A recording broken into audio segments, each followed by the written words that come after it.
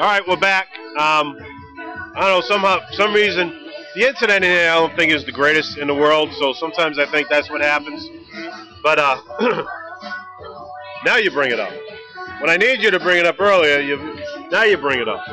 But anyway, he just put up the PBR.com, so if you want to get any of your information, go to PBRnow.com and get all your PBR updates and everything else. But anyway, like I was saying, Renato Nunes is out right now. He won't be back till April 16th, which April 16th, if you liked the Iron Cowboy event, you're going to love this event. Last Cowboy Standing, the winner of the event brings home $200,000.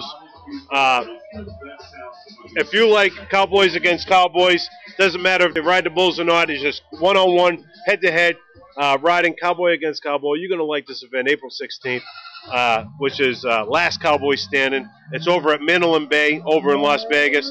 I just wish I could have brought When the Dust Settles there, and we could have been in Las Vegas for this event. It's a one-night event.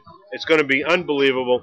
But like I was saying, Anaheim was Silvano Alves. Indy was Robson Palermo. Portland was Guilherme Marchi.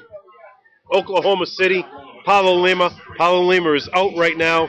He suffered that concussion on the back of his bull last week.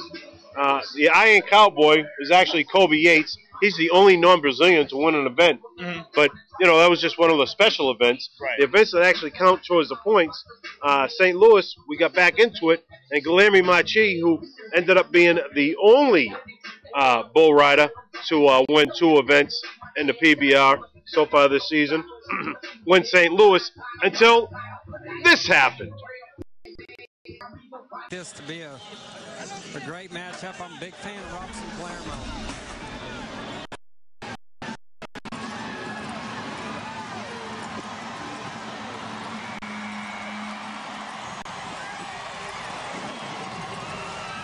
Well, he needed an 87.5.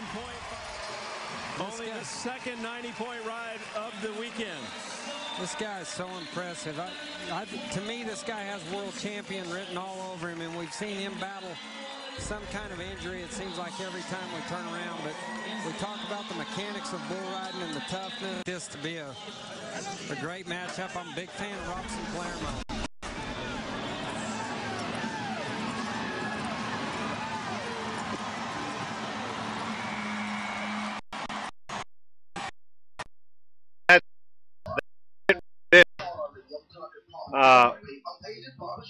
Robson Palermo ends up getting a 91.25 points on the back of Cooper Tires Wild and Out. And let me just bring it up for you to show you the results of Sunday. Robson Palermo wins Sunday's event, 91.25 on the back of Cooper's Tires Wild and Out. Ben Jones comes in second. I told you he rode Voodoo Child for an 86.25 points. Silvano Alves, another Brazilian, 85.75 on the back of Mellow Yellow Jacket Jr., who is the son of Little Yellow Jacket. Brian Cantor comes in fourth, 84.25 on the back of Loaded Gun. And then Kobe Yates, these are all the buck-offs. He comes in fifth on the back of SmackDown. Sixth place, which on your screen I don't think it's all that great. But I'll just, they're all buck-offs anyway. Fabio Vieira, back of Straight Jacket, gets bucked off. Kingsolver gets bucked off of Big Tex. Big Tex had a great night. Bucks off both the riders that rode him in this event. He comes out of the chutes twice, bucks off both people. So does Straight Jacket. Straight Jacket has 2 buck-offs for the weekend. Highway 12, another bull with 2 buck-offs. Ryan Dirty that couldn't ride him. Guilherme Marchi, the second victim of King Lopez. King Lopez bucks off Justin Coots in day 1. Day 2, bucks off Guilherme Marchi. and Gray Squirrel. L.J. Jenkins had his pick of bulls. L.J. Jenkins going into this final round was actually the leader going into this final round. Had his pick of bulls. He picks Gray Squirrel. Gray Squirrel hasn't been ridden this season yet. He picks Gray Squirrel, and you see Gray Squirrel got a 44.5, which is besides, which is actually the third best score of the night for a bull rider, for a bull. If you look over to the far right after the bull's name, you see the numbers: 43 3/4 for Straight Jacket, 44.5 for Big Tex, 44 1/4 for Highway 12, 43.5 and 44.5. King Lopez and Gray Squirrel. That's actually the bull scores. That's telling you what the bull scored. So if you go, let me go back, and I'm going to give you a little bull PBR one-on-one. So if you go back to, say, Robson Palamo's ride, Robson Palamo gets a score, and Cooper Tires Wild and Out gets a score. So the bull got a 44 3/4. Robson Palamo had to have gotten like maybe a whatever would equal 91, but he would have got like maybe I don't know, maybe a score of 43. No, it would have made 47, maybe 49. You know, and that's how you get the 91 points. So you know, your bull rider always wants to get more than what the bull gets. That means the bull rider was in control of the bull the whole time. So anyway, another Brazilian bull rider wins an event, which is unbelievable. Robson Palamo, this guy right here. I'm going to show him to you in a second if I can find his picture. Actually, why don't I just do this? You know, Robson Palamo.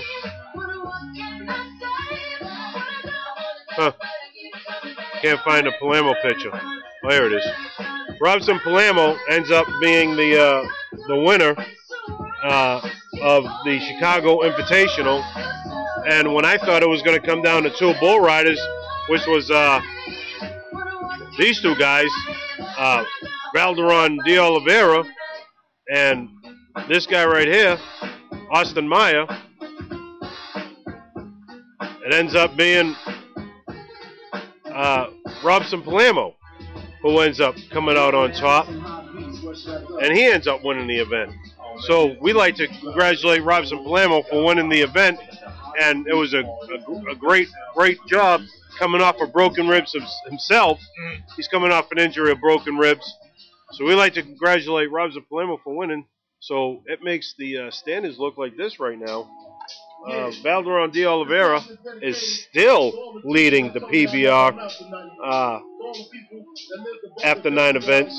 Austin Meyer is still in second, but instead of 30 3/4 behind in points, he's now 57 points behind in points because he just couldn't catch him. Silvano Alves takes the 3rd spot away from Guilherme Machi. Silvano Alves is 313.5 points behind. Guilherme Machi falls way back to 1,092.25 points. Ben Jones drops from 4th to 5th.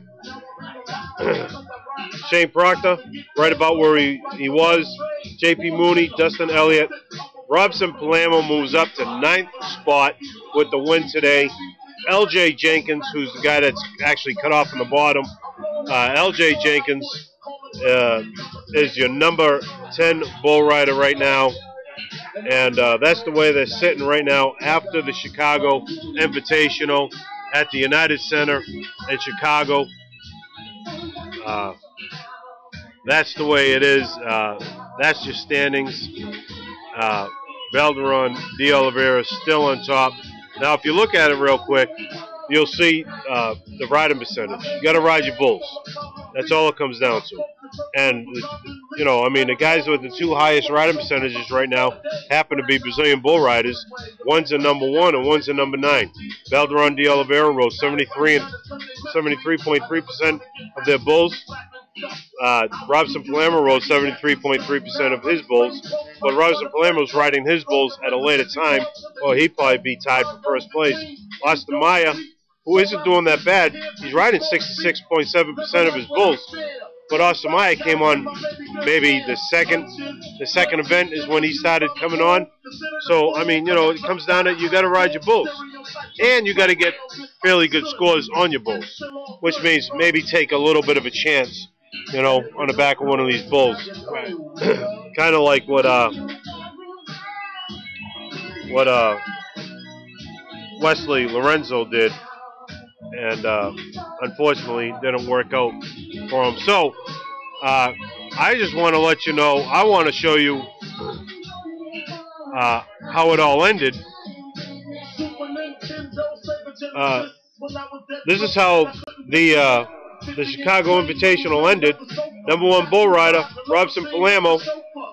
Number 2, L.J. Jenkins, ends up in second on during the event. Simano Alves comes in third.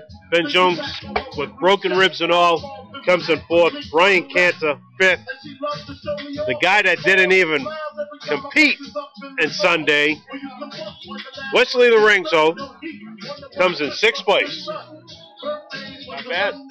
These guys should be ashamed of themselves. Kobe Yates, your Iron Cowboy, Fabiano Vieira, Skeeter Kingsolver, and Ryan Dirtier should be ashamed of themselves because they all competed both nights, Saturday and Sunday, and a guy that couldn't even compete in Sunday's event beats him out, comes in sixth place. That just shows you how incredible he did Saturday and how devastating it was to have that accident. Because I'm going to tell you what, if it isn't for that accident, I think he wins the event because he was looking really good. I think Wesley wins the event.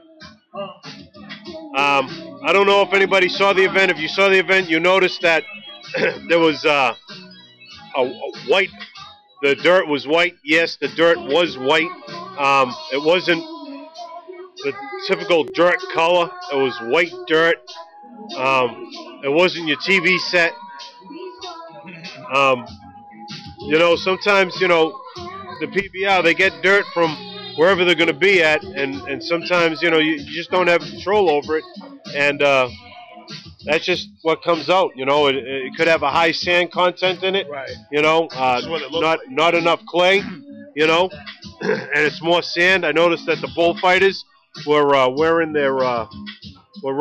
safety glasses, which to me kind of says that it was a high sand content. Is that sand granules kicking up in their face. But anyway, that's how it ended this Sunday. Actually, this weekend in Chicago. They're going to be in Arizona next week. Next week they're in Glendale, Arizona. They're going to be at it's going to be called the Glendale Invitational in Glendale, Arizona, and it's going to be March 12th and 13th in Arizona. You can catch it live on. I'm watching myself over here. Versus. You can watch it live on Versus at 9 p.m. On both nights, Saturday and Sunday, and